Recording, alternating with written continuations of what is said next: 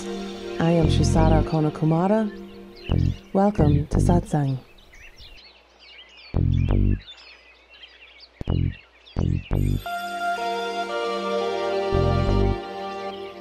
You are beginningless.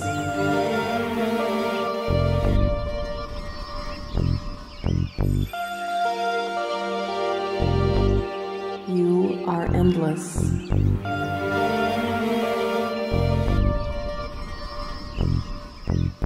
You are divine.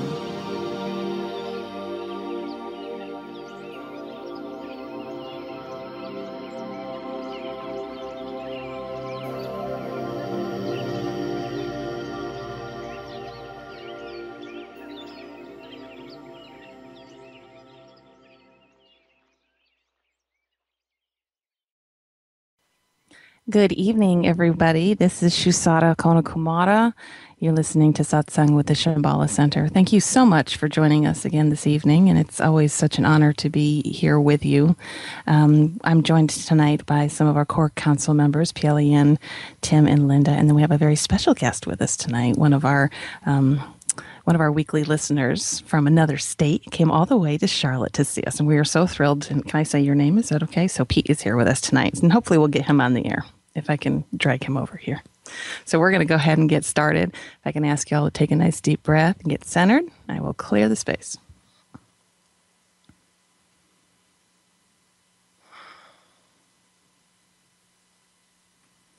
Mother, Father, God that I am, through the great central sun hierarchy, through the office of the Christ, through the order of Melchizedek, I call upon Archangel Michael to bring the sapphire blue ray.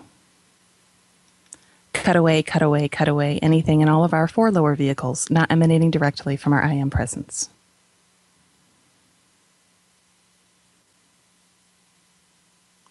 I now call on Archangel Zachiel, keeper of the violet flame. Blaze, blaze, blaze the violet flame through all of our four lower bodies. Transmute, transmute, transmute all the psychic debris Michael has cut free. I now bring forth the invincible ring pass knot in the mirror blue light of invisibility to completely surround each of us.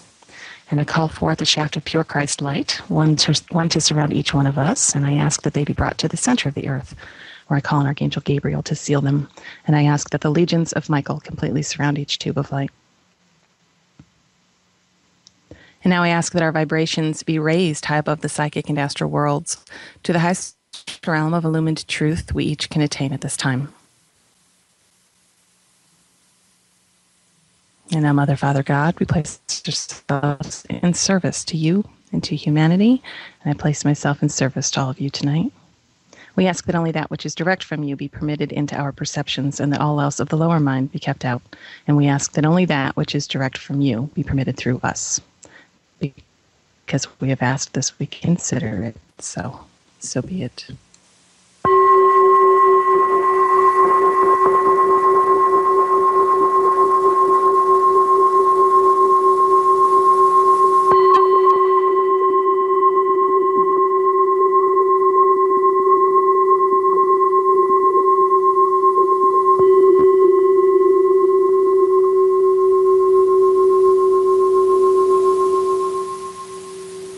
Very good. Come join me. Let's see. We had a really lovely session here prior. And some of it I think I would like to reiterate for the program because it's interesting. I was in communication with one of my students this week, and he was... how do I say this? The ego that presents as him was not very happy with some of the pushback that I was giving him. And so he addressed me in an email in this certain way. And within it, he made reference to kind of repeating the same old stuff, you know. And I thought it was brilliant because on one end of the ego looks at this level of work and it will experience that like, you've said that like 1,000 times. You know, I got it already, right? But there's something so powerful about different levels of understanding that are encapsulated in certain words that I use or certain phrases that I'll bring forward, because the understanding you will have of it today will change over time as you do your work. So part of what I have to do in my work is to be incredibly repetitious. And on one level, the ego doesn't like it because it says, well, if I'm intelligent, I could read it in a book and I've got it. I've got it. But that's not the point. The point is you're looking at shifting your conscious awareness and actually creating a lasting shift. And so the truths that are brought to you through a guide need to be repeated because the ego is not capable of integrating them. And remember, you're here to actualize the understandings that you're given, and you actualize them through your life experience. And it never fails. I mean, I could say something to a student 50 times, and then on the 51st time, it's like this little light bulb goes off, and they're like, oh my gosh, Linda's smiling. Like, I never saw it like that before. I know, and Tim does this with me all the time. We'll be in session together, and he's like, I know you've said this to me like 100 times, but but right now I get it, and it's beautiful. And then the even more beautiful thing is that down the road, you're going to get it again, but you're going to get it from a different level. The same words, but it'll be a different level of understanding. And that continues to happen over and over and over again.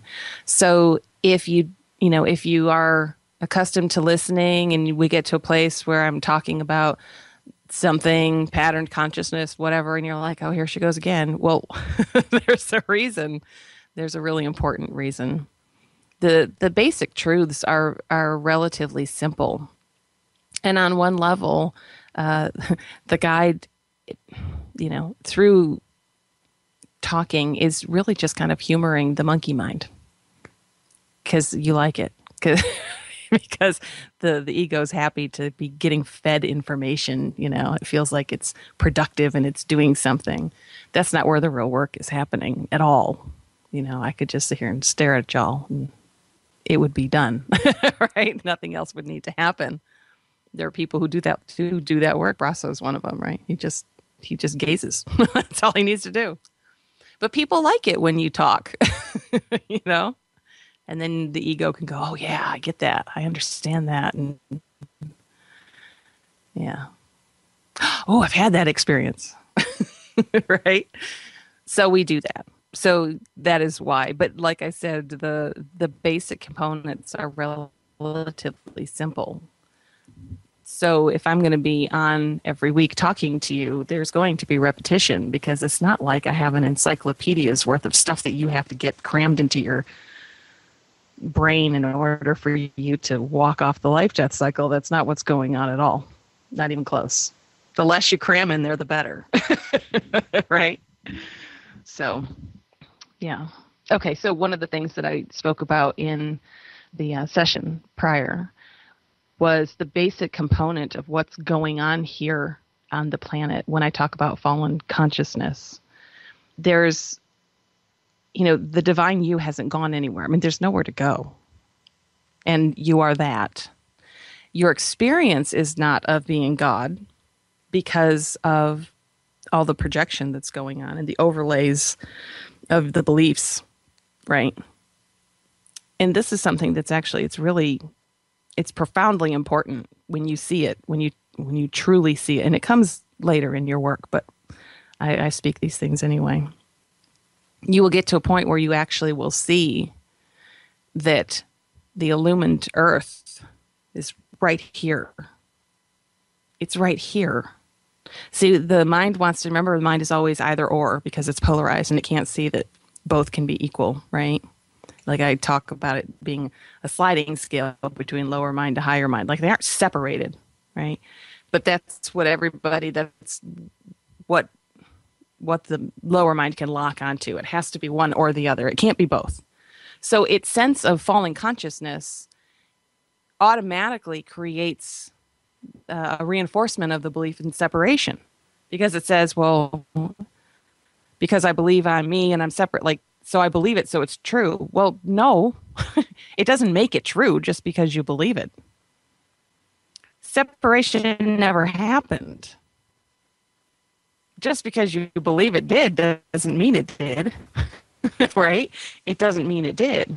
You could be raised, that 2 + 2 is 5, and you could go to your grave believing it's true, but it wouldn't be accurate, right? So this world that we experience, this is the illumined earth. However, your perception of it is the thing that's dictating your experience of it. And collectively, the perception is that it's polarized.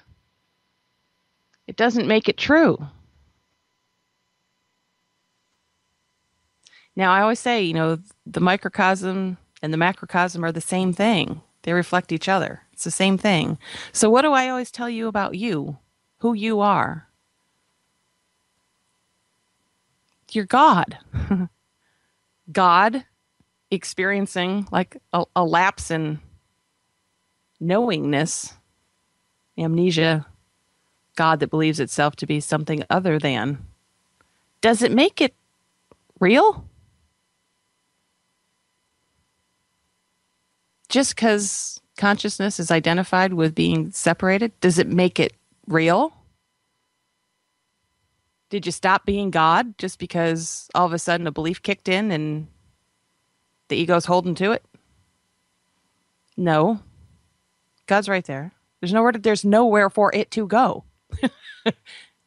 It is. Capital I-S. It is. All. Single. There's nowhere to go. There's nothing outside of it. If there's nothing outside of God, even in a fallen state, where would you go? Do you see? I love to argue from a very rational place because it helps people, I think, sometimes. If God is all that is, there's nowhere to go. You see? You still exist and live and breathe and have your being inside God because that's all there is. And just because you're experiencing a lifetime or multiple lifetimes or thousands of lifetimes where you are latched onto the concept that you're this separate identity, separated from everything else, it doesn't make it real. It doesn't make it true. If you saw a schizophrenic running around thinking he was a chicken, it'd be real for him, wouldn't it? But everybody else would look and go, no, he's just a person. He's a person who believes he's a chicken. But he doesn't stop being a person. Okay, so you're God who believes you're a person. You never stop being God. It doesn't stop just because a belief kicks in. And now you have, so that's the microcosmic level, right? You've got the individual. Now on a macrocosmic level, we're looking at the collective, all of humanity, experiencing a polarized world. Why? Because the collective believes that's true. The collective believes that there's the separate self. And that automatically sets up polarization. So the real can sit right here, but no one experiences it. Because the collective perception is that this is not the real. Which is kind of funny because paradoxically, the collective perception is that this is real. And it is and it isn't simultaneously, right? Again, the mind doesn't like that. What do you mean it is and it isn't simultaneously? That doesn't make any sense. And the truth lies in the paradox, right? There's a lot of paradox when you go deeper and deeper because that's what it is. This is real from the vantage point of the ego, sure, absolutely. Boy, does it believe it. But it's not real. It's an overlay. And when you see past it, then it's like you seeing the man behind the curtain. Oh, I see. So it's all like a show going on. All of these polarized pairs of opposites playing themselves out to get my attention and to get me to believe that that's actually what's going on. That life and death are real and good and bad is real and light and dark, but it doesn't make it real. And at some point you actually experience that, you see? And then you can actually move in the world from a completely different place. Because once you've seen it, you've kind of seen it, yeah? And at that point, you don't get fooled by it anymore. So Tim could come to me and he could be really angry because of something I said to him, and he can yell at me and really believe that I'm just, I'm the devil incarnate, right? And I can look at him and he can be convinced. He'll have all the proof. This is what you said and this is what it meant, blah, blah, blah, and have everything. And I can look at him and not be altered at all in my love for him. Because is that him? No. It's just a program. It's just a program running. Poor little Tim is not even aware that he's just a program. That's where compassion comes in. That is true compassion. It is that, oh my word, you poor thing. You really believe that that's real for you, because I see different.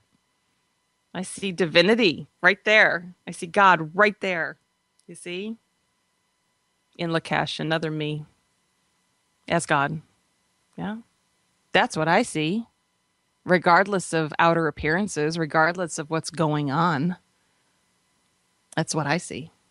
Now, the world would look at that and say, well, but you're deluding yourself. Because there is good and bad. So let's look at all the horrendous things that are happening in the world. On that level, is it true? Yes, it's true. And you don't remember, you're here till you're not. So while you're here, if there's something you can do to help that on that level, do it. Right? But you don't get attached to it. It's just playing a game. Right? If there's something going on in your community where there's a real lack and something needs to be done, step up and do it. See, what the mind wants to do with that as a seeker is say, well, but then I'm believing the story. No, not necessarily. You can step up and do something to alleviate someone else's suffering. There's nothing wrong with that. But it doesn't mean that you believe the whole story, because you can still see past the story. Right? So remember the 3 keys to how to live in the world? You ever heard me say that? Yeah. I've repeated it a lot, apparently. How about that? So to live in the world, right? You have to be able to see clearly without being in denial about what's going on. First, because denial is a big thing. Ego loves to be in denial, repress things. Then the second component is do what you can. Do what you can. And the third and most important component is don't attach to any outcome. Right? See where there's a need, fill the need to the best of your ability, and then release ownership of it. Let it go. Let it be what it's going to be. That's it. And it's very simple. It's very simple. It's simple when you function from one level. From another level, it's not so simple. The attachment thing's difficult for a long time. Yeah. You had that look on your face, Pelion. You're like, mm-hmm. The attachment thing is difficult. Because, of course, the attachment just shows that the story's at play. And that's a struggle. And I'll share from a personal place, right? So with the Shambhala Center, that's a struggle. Because everybody who volunteers here to do what it is we do is invested in what we're doing, right? And we all play our part and we all bring what we can bring to the table. And it's difficult to keep everyone in a space where they don't attach to what that means, because it could fall apart tomorrow. And that might be okay. But when you've invested yourself in something, when you see what, potential change it could bring to individuals, to the collective, it's hard to detach, right? But it's only the personal self that's attached to begin with. It's a tough one. So this is what's going on. There's this overlay. So the overlay, the superimposition, right, of the projection of consciousness from the identified place has created a world where everybody sees the play of opposites and believes that that's reality.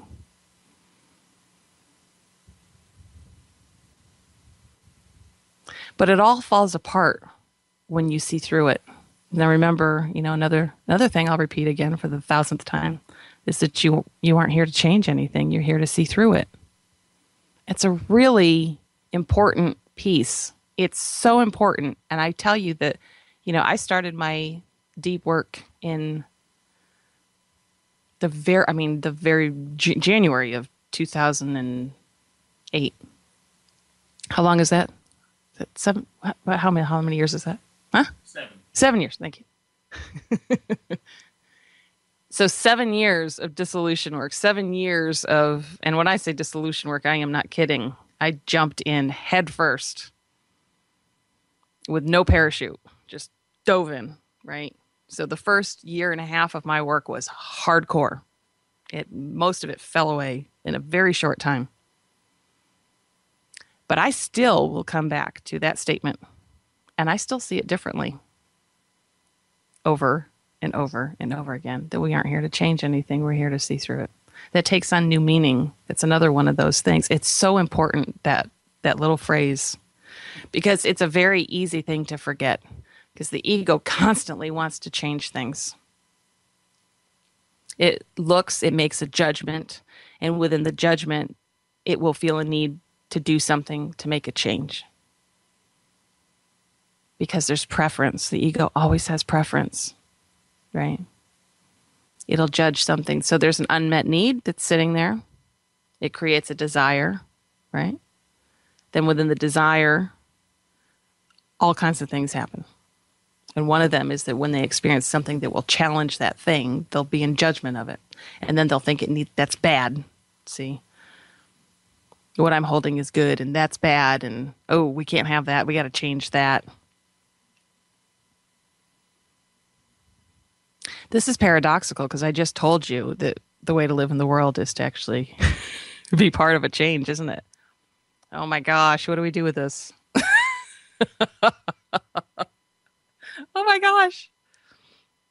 She doesn't make any sense. I make perfect sense when you know how to view it. When you view it from where I'm sitting, it makes perfect sense.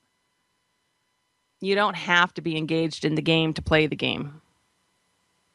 How many of you have played games with children who are really invested in winning? And from the perspective of an adult, you don't care if you win or lose, right? It's just, you're just there. You're going to humor them, play the game. You'll lose on purpose so that they can feel good about winning, right? Doesn't mean a thing to you. Okay, so that's what I'm talking about. That's the world. You could see it as a game. Just, okay. And a whole lot of people believe in it. Okay. It's really important. Okay. So step up and play the game, right? But you don't have to be attached to, did you win? Did you lose? Who came out on top? Yeah. Doesn't matter.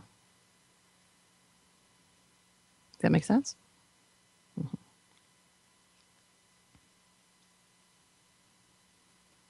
So where was I with that? Winning and losing. Polarized.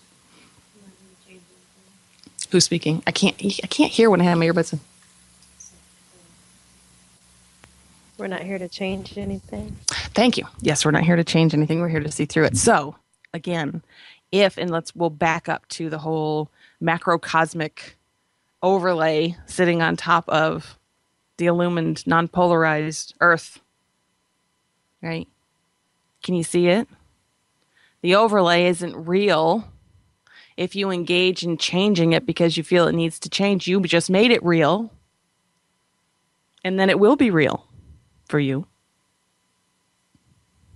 Versus seeing that what's happening here is meant to distract and is meant to confuse. Yeah. And get you sidelined. Right. And what have I told you over and over about like well, you just said it earlier when I was working with you. You saw the whole walking through the shadow of the valley of death and holding focus on that light at the end. Hold your focus there. Hold your focus there. And that's what I'm saying. That's the world. All the proof you need and believing in the good, bad thing and the up, down thing and the in, out thing, all of that is right here.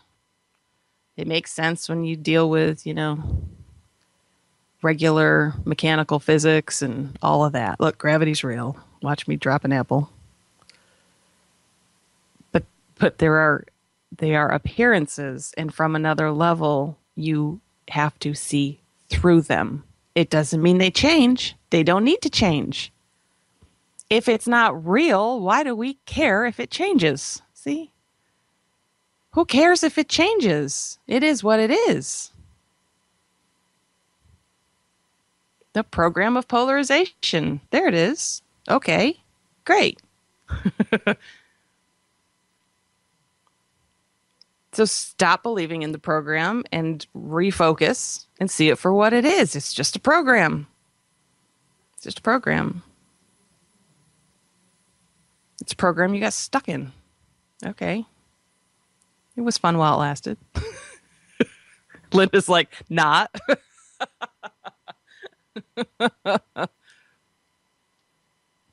But even then, as far as the not goes, even that changes. Because when the personal self is dissolved enough, you can look back on any experience and there's just no charge anymore. It's just gone. So it wouldn't matter how horrendous the experience was, right? At a certain point, it's gone. You aren't that anymore.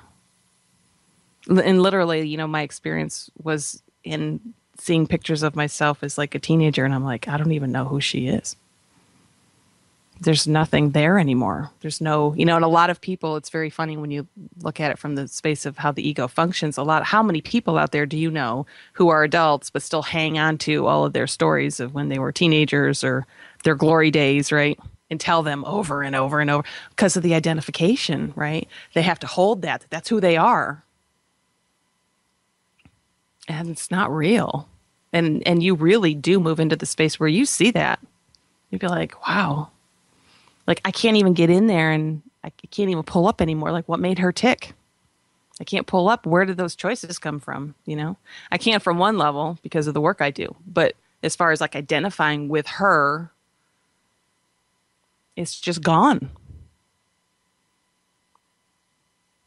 So you literally will look at even pictures of yourself and you're like, oh, like it's just a completely different person,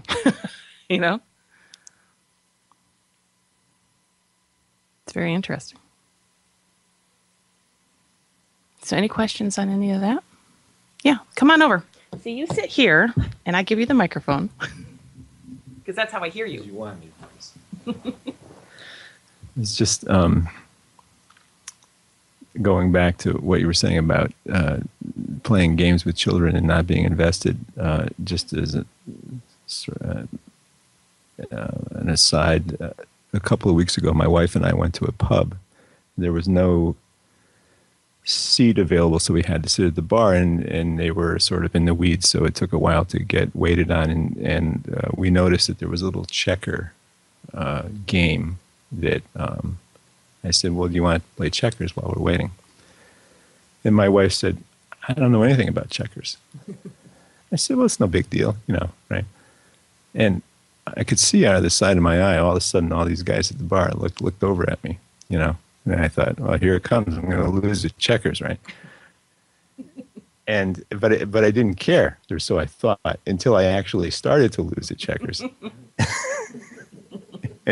And she was like, getting kinged and back jumping and everything, and like in about 5 minutes, the whole game was over with. And it really did. In a very light way, but it did affect me to know, that I did identify with the idea that I'm supposed to be good at checkers because she said she didn't know how to play checkers, and I think that happens a lot. But I was just thinking that when you were saying that before. That's all. That's excellent. And Tim, can I tell a story on you in the same vein?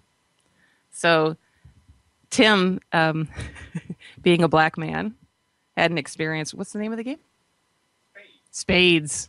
So Tim had issues because he would be at a party with a lot of black people. They'd be playing spades, and they all assumed that he could just run it because, well, you're a black guy, like you know everything about spades, right? And it was a real source of embarrassment for him. He had a real issue with it because he didn't know like all of the rules. He wasn't raised in a heavily spades playing household or whatever, but was very identified with that piece. Culturally within the black community, you're supposed to know everything about spades. And it's shameful for the one who doesn't. How can I call myself a black man? How can I take pride in my blackness if I don't know how to play spades? And we can look at that and like, well, that's ridiculous, right? But that wasn't his experience of it. It was very difficult for him. Very difficult. And your experience is the same. And in a sense, you say it like kind of lightly bothered me, but there's no difference, right? It doesn't matter how, it can be a mild sense of irritation or it can be all out rage. It's actually the same thing because what lies underneath it is the same thing, and that's a good thing. You'll when I teach you how to process, like you know exactly what to do with that because that's the perfect time to do it. You could process that out and see what actually sits underneath it, because in the experience of it, beliefs of yours that you hold to be true for you got challenged. And that's the piece that left you feeling upset, irritated, even ashamed of yourself that I should be better at this, What a loser I am. I can't even play checkers. Right? Yeah. Yeah. Games. It's funny. It's funny. But and it shows a beautiful example because it's something so insignificant, right? A game of cards, a game of checkers.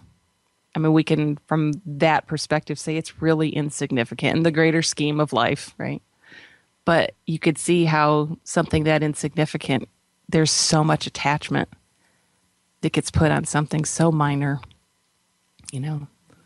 and it's no wonder that the whole planet is tied up in knots. I mean, it's something like I deal with my own children all the time. They're at that age now where the egos are really kicking in. And so I'm constantly bringing them back to why on earth are you making such a big deal out of that? To get them to actually see, oh, like that really is not a big deal. Why am I so attached to whatever that piece was? Why did you feel a need that you had to say something? And that's what most of it is with anyone who has children, One of them says something, and of course, the other kid has to present themselves as being right or more right or to point out the fault in the other. That's the one that kills me. It's very difficult for me to sit around that at this point because it's heartbreaking when you witness it. The kid that always has to, no, it's not even kids, it's adults too. You always looking for the opportunity to prove someone else wrong all the time. And it's disgusting. I mean, it turns my stomach. I think it's disgusting. It was one of the, and I used to be really good at it. I was really good at it. I could put people in their place so fast, right? Because I had a very keen intellect and I would use it, right? No one would win a fight with me. There was no argument you were going to win against me. It's funny because my son's the same way. So now I get to experience myself in him that way, which is quite interesting. But when you do the work and you actually see why that's there, that girl and then that woman's need to be right was a basis for her sense of self and her sense of self-worth. And how sad, that her self-worth would be wrapped around the need to be right. And not even just the need to be right, but the need to have others accept that she's right, to the point where she has to diminish them, make them less than in order for her to feel more than, right? That's really sad. And when you see it and then you see it in yourself, it's like, oh my gosh, how many times could I have just bitten my tongue? Let them believe what they want to believe. Who cares? I mean, like, that's the thing that I do with my kids all the time. Let her believe what she believes, you know? It doesn't matter what you do. You're not going to change her opinion. Well, this little girl, she doesn't like me, blah, blah, blah. I'm like, it doesn't matter what you do. Her opinion's going to be her own, regardless of how you act, right? And why do you really care? You know, why are you so invested in having this one person think highly of you? You know who you are, right? I'm like, have you done anything wrong? No. Okay. Are you a good person? Yeah. Do you live in your heart? I try. Great. End of story. She can't see it. Oh, I guess that's just too bad for her. And it's really that simple. Now, as adults, we could do that with our kids, but how often do we do it with ourselves? And we get all invested in, you know, there's this coworker at work that he doesn't like me. It really bothers me, right? Really? And you see, it's not that, like, some people kind of mature out of that to a certain degree. It's a level of consciousness that you move into, but most people don't. You know, most people don't. Or you carry your, the opposite is also true. Two sides of the same coin. You will carry with great pride the fact that you just don't care how people see you. And it's the same thing. I don't care what you think about you. You're perfect right there, Pelian. I don't care what people think about me. Yeah, right. Sure. As we watch her nose get bigger. Right.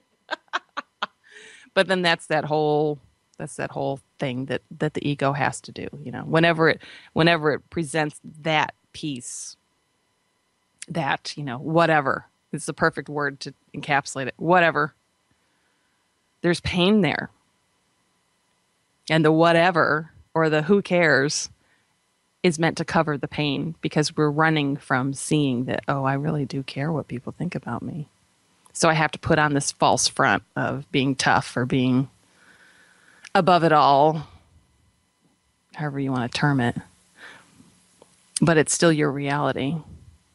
And you know it's your reality because you constantly will have people who seem to take issue with who you are, right?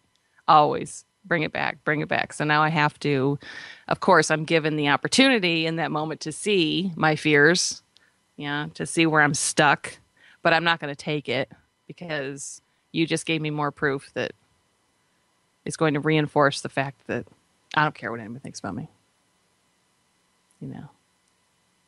And then it just makes that particular valence, or the role that's being played, say, you know, tough broad, we call Pelian tough broad. It makes it that much stronger. It makes that matrix like that much denser, that much harder to push through, because she's constantly looking for proof. And she'll always find it. I mean, that's the one thing. Whatever the ego's looking for, it's always going to find it. Well, of course it is. Everything is presented here, right? Everything. So I can sit in a room with two people, and I can have one of the people come in from a very skeptical place, wanting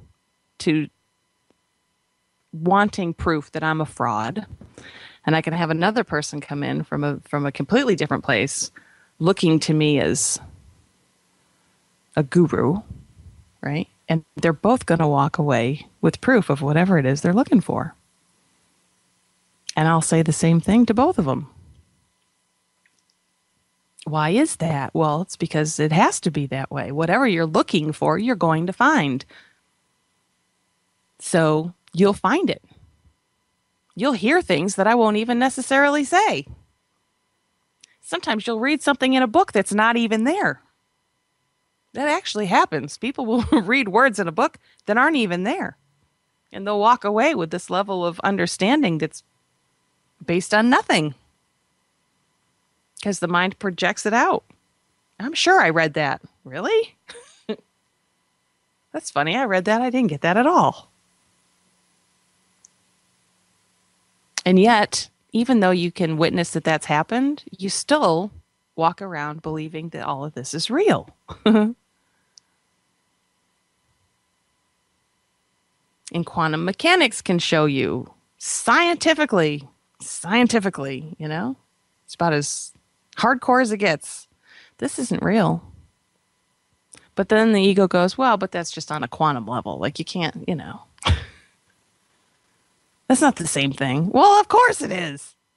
Of course it is. You just can't see it because you can't back up enough to see it, to see the whole picture, right? You've got this very limited kind of spotlight consciousness. That consciousness has to expand out before you see it.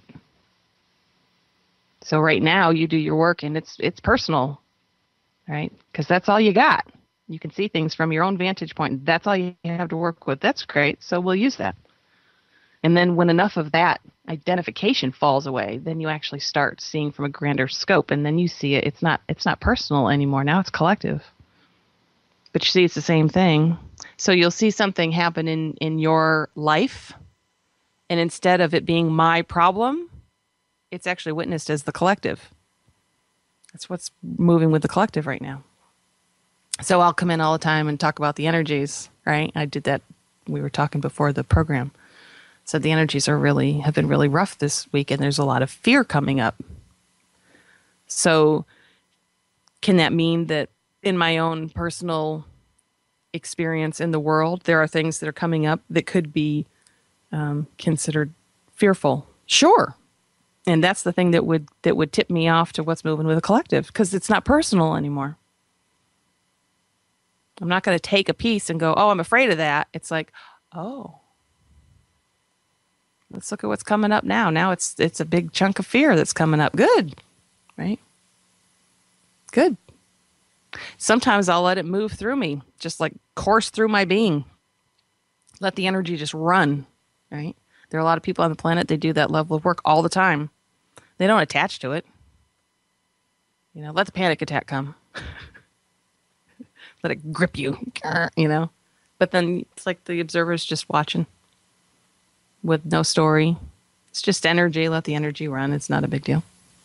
And it'll run and it'll do its thing and then it'll go away and you just get up and move on, right? And you all will move into that level of consciousness. Imagine if everybody had that level of consciousness, right? When it stops being personal. When you see it as the collective, it's singular, see? Then it's singular, which is what it is anyway. It's one thing that has been an amazing component for me in my work, is that because of my work, and because for a long time I worked with a bunch of people one-on-one all the time, like weekly. And so I was privileged enough to see the same stories popping up with multiple people in the same time frames. And it was amazing, you see, because each one of them was convinced it was like their story. But what I saw was a greater perspective of, oh, look what's running right now. You see, I'd usually see it in my own world first, and it would never fail. Like, I'd be working with people all week, and I'd be like, oh, there it is. It popped up there, and then it popped up there, and it popped up there. You know, but you as an individual, you don't get that. You know, because you're not out watching it now. When the observer gets really strong, you will start to see it. If you're watching TV, you'll see it come up in the news. You'll see it come up wherever. You'll see it come up at work. Things people say at work. You'll see the story running. You'll start to make connections, like something that just happened to you in your own experience.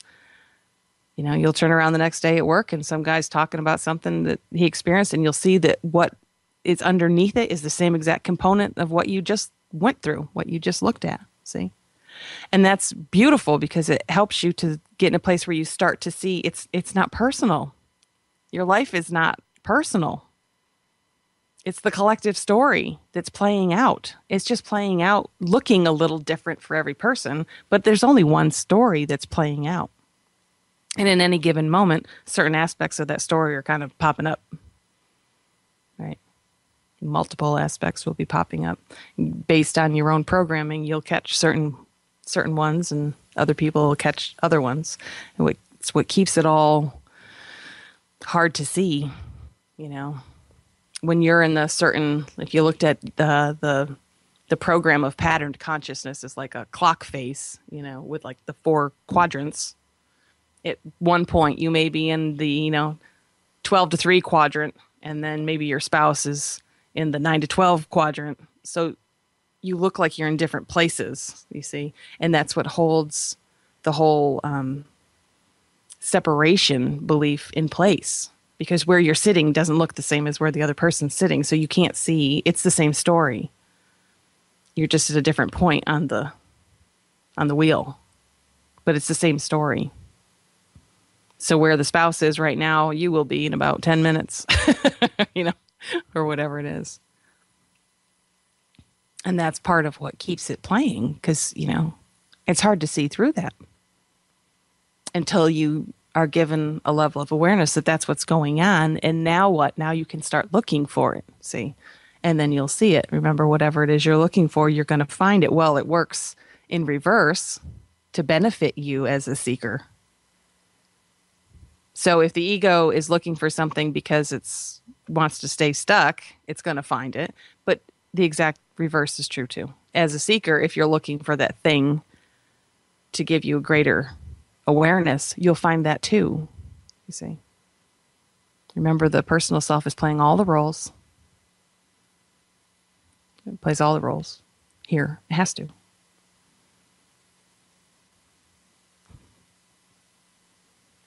Tim's nodding off. Tim has this thing. It's very funny. Some people that I work with, it's like, if you ever see videos and stuff of like Muji or Idea Shante or something like that, and they're having like satsang, and there's a whole group of people there. There are always people that will just sit in meditation. So rather than really looking at the guru and focusing and all that kind of stuff, they will just be in the energy, And a lot of people just kind of, it's like they just disappear.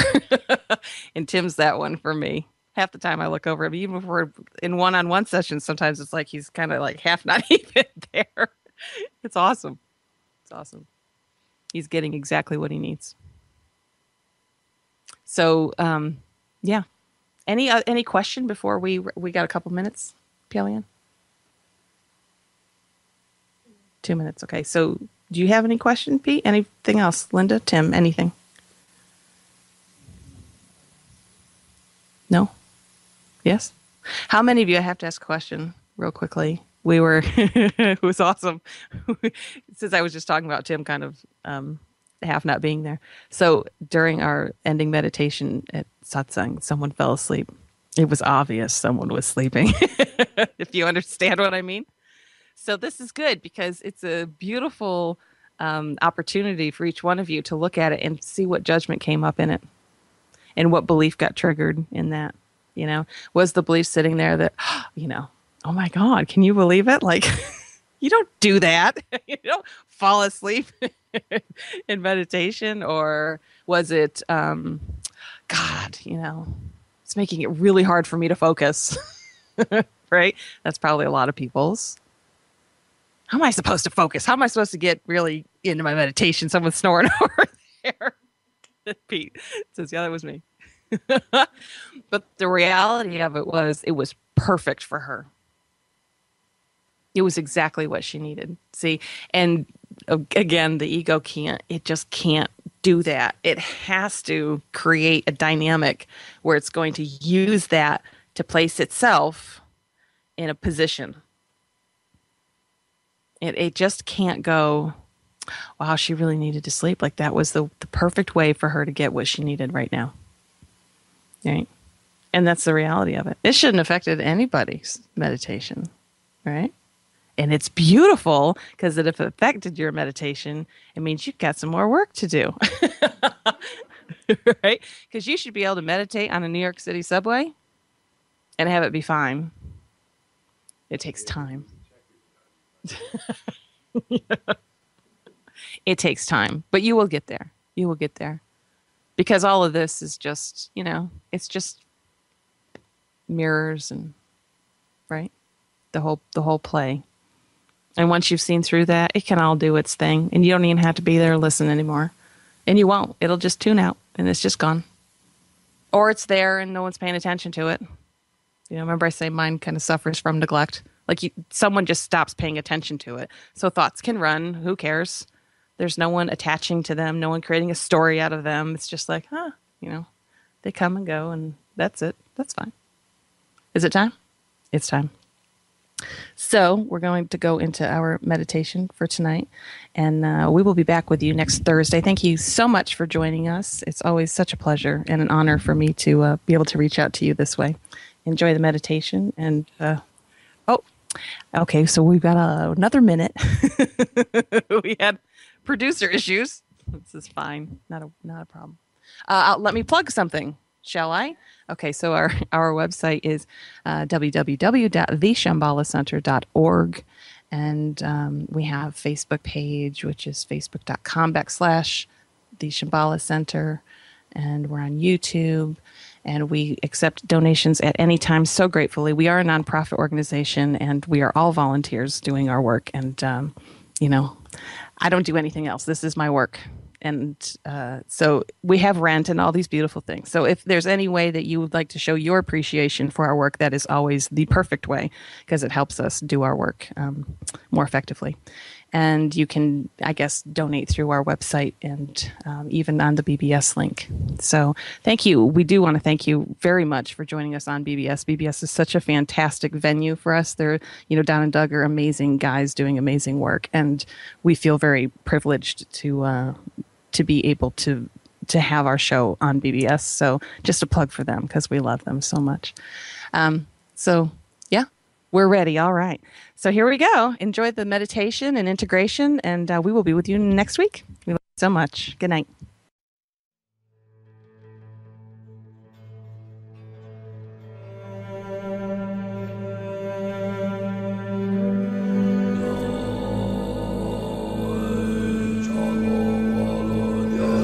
Om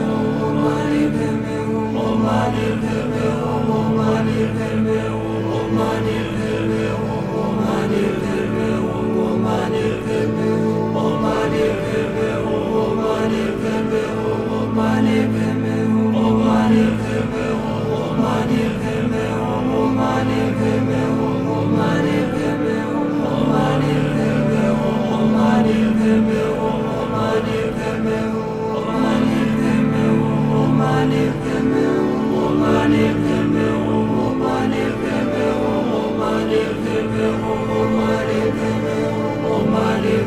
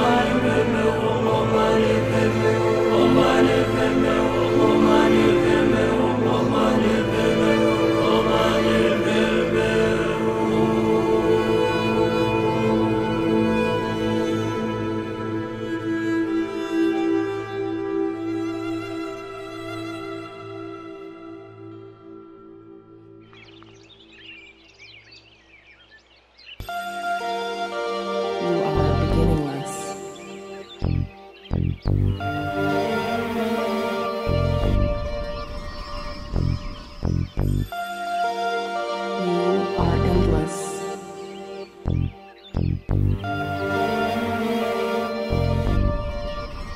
are divine.